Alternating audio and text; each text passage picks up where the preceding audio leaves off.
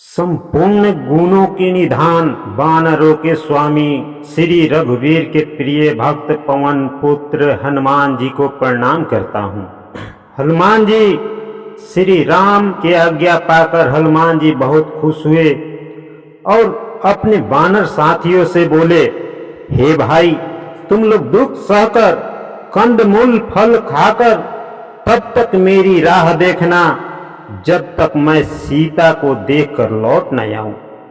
काम अवश्य होगा, क्योंकि मुझे बहुत ही खुशी हो रही है कि मुझे श्री राम जी के द्वारा कुछ कार्य करने की आज्ञा मिला है। हनुमान जी ने जय श्री राम का नाम जपते हुए वहां से चल दिए। समुद्र के तीर पर एक पर्वत था। हनुमान जी जैसे खेल रहे हो उस पर्वत के ऊपर जा चढ़े और बार बार श्री रघुवीर जी का स्मरण करके अत्यंत बलवान हनुमान जी ऊपर से बड़े वेग से उछले। जिस पर्वत पर हनुमान जी पैर रखकर चले और जिस पे वे उछले वह तुरंत ही पाताल में धंस गया।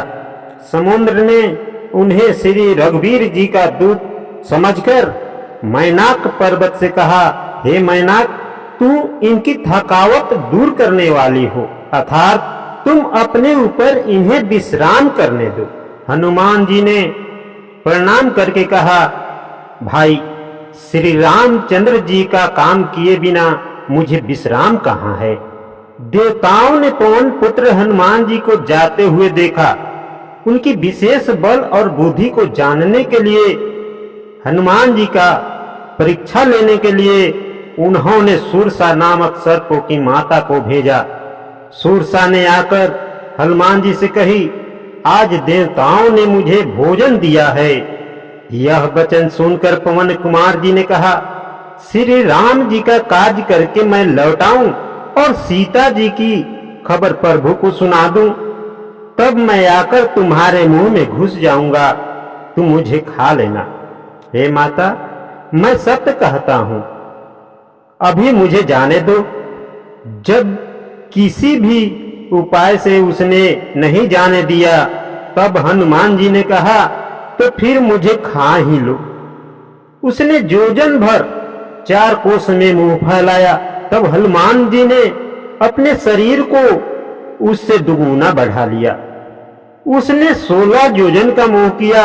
हनुमान जी तुरंत 32 योजन का हो गए। जैसे जैसे सूरसा का मुंह विस्तार बढ़ती गई, हनुमान जी उनका दूना रूप दिखाते गए। उसने 100 योजन मुख किया। हनुमान जी ने बहुत छोटा रूप धारण किया और वे उसके मुंह में घुसकर तुरंत फिर बाहर निकल आए और हनुमान जी ने सिर नवाकर विदा मांगने लगे। तब सूरसा ने कहा, मैंने तुम्हारी बुद्धि बल का भेद पा लिया, जिसके लिए देवताओं ने मुझे भेजा था। तुम श्री रामचंद्र जी का सब कार्य करोगे, क्योंकि तुम बल बुद्धि के भंडार हो। यह आशीर्वाद देकर वह चली गई। तब हनुमान जी खुश होकर वहां से चल दिए। श्री राम की आज्ञा के अनुसार हनुमान जी समुद्र को पार करते गए। समुद्र में एक राक्षसी रहती थी। वह माया करके आकाश में उड़ते हुए पक्षियों को पकड़ लेती थी। आकाश में जो जीव जंतु उड़ा करते थे वह जल में उसकी परछाई देखकर उस परछाइयों को पकड़ लेती थी, जिससे वे उड़ नहीं पाते थे और जल में गिर पड़ते थे।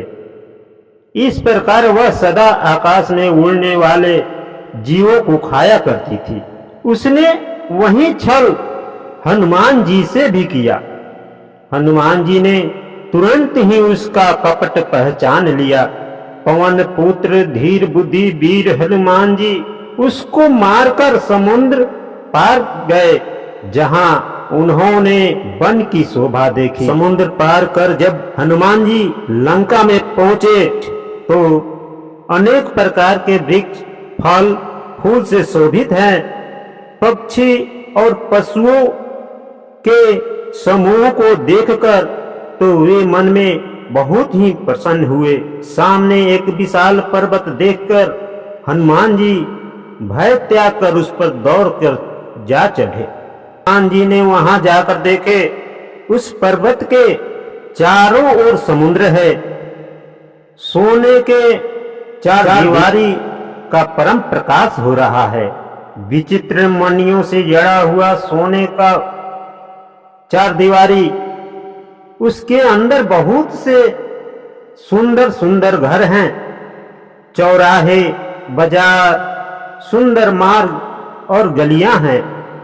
सुंदर नगर बहुत प्रकार से सजा हुआ है। हाथी घोड़े की समूह तथा पैदल और रथों की समूहों को कौन गिन सकता है। अनेक रूपों के राक्षसों के दल हैं। उनकी अत्यंत बलवती सेना का वर्णन करते नहीं बनता। वन, बाग, उपवन, फुलवारी, तालाब और कुएं सुशोभित है। मनुष्य, नाग, देवताओं और गंधर्वों की कन्याएं अपने सौंदर्य से मुनियों के भी मन को मोह लेती है। वहीं पर्वत के समान विशाल शरीर वाले बड़े बड़े पहलवान गरज रहे हैं। वे अनेक अखाड़े बहुत से प्रकार से भिड़ते और एक दूसरे को लड़ते देख रहे थे। चारों दिशाओं में सब ओर से रखवाली करते हैं। नगर के बहुसंख्यक रखवाले को देखकर हनुमान जी ने मन में विचार किया कि यह अत्यंत छोटा रूप धरूं और रात के समय नगर में प्रवेश करूं। हनुमान जी मच्छर के समान छोटा रूप धारण करके भगवान श्री राम जी का स्मरण करके लंका को चले। लंका के द्वार पर लंकनी नामक एक राक्षसी रहती थी। वह बोली, मेरा निरादर करके बिना मुझसे पूछे कहाँ चला जा रहा है।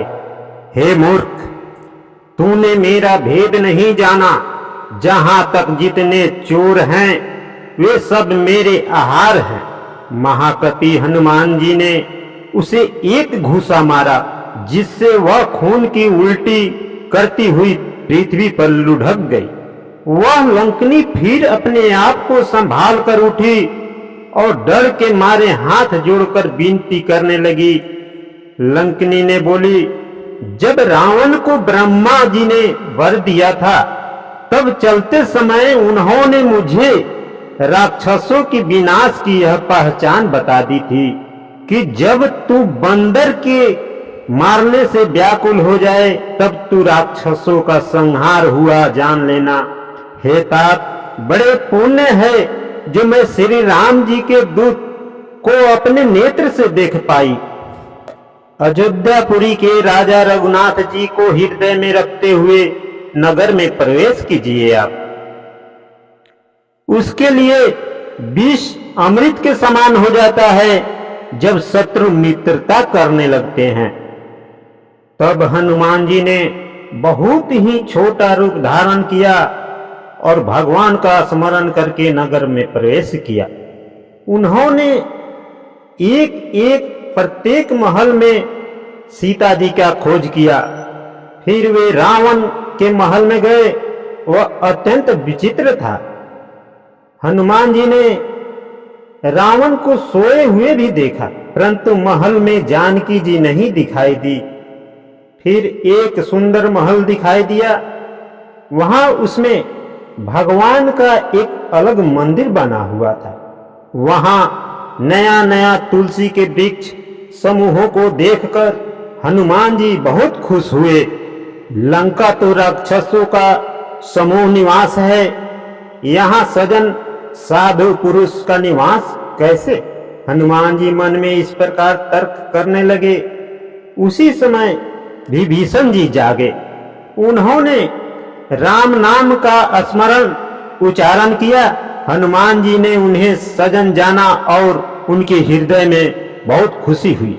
हनुमान जी ने विचार किया, इनसे हट करके अपनी ओर से परिचय करूंगा, क्योंकि साधु से कार्य की हानि नहीं होती।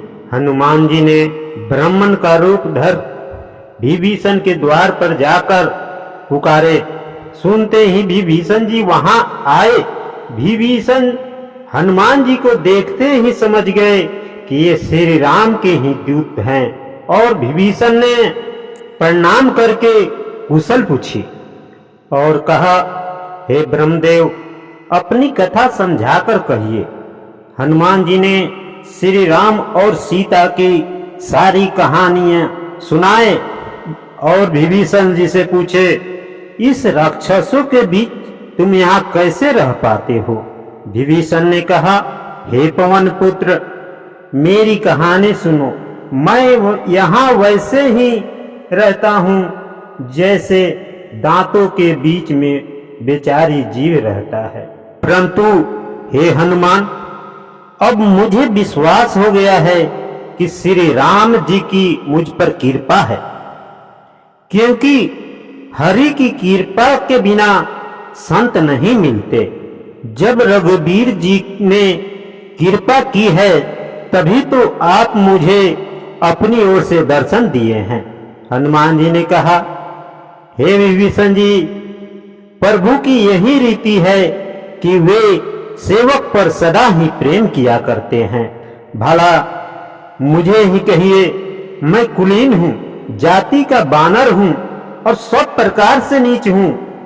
प्रातः काल जो हम बानरों को लोग देख लेगा या नाम ले ले तो उस दिन उसे भोजन तक ना मिले। पर श्री रामचंद्र जी ने मुझ पर भी कृपा की है। भगवान के गुणों का स्मरण करके हनुमान जी के दोनों नेत्रों में आंसू आ गए। फिर विभीषण जी ने श्री जानकी जी जिस प्रकार यहाँ रहती है सब कथा कह सुनाया। हनुमान जी ने कहा, हे भाई सुनो, मैं जानकी माता को देखना चाहता हूँ। विभीषण जी ने माता की दर्शन की सब उपाय कहकर सुनाया। तब हनुमान जी विदा लेकर चले। फिर वहीं बानर का रूप धर के वहां गए, वहां अशोक वन में जहां सीता जी रहती थी।